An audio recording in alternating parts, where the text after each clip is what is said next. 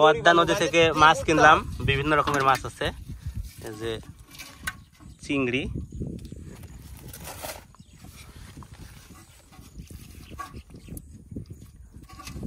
বেলে,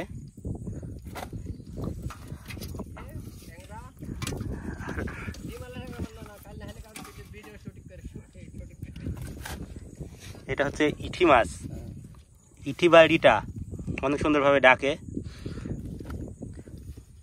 ডিমালা ট্যাংরা, এটা পদ্মার ট্যাংরা, নদীর ট্যাংরা, গাং ট্যাংরা বলা হয়।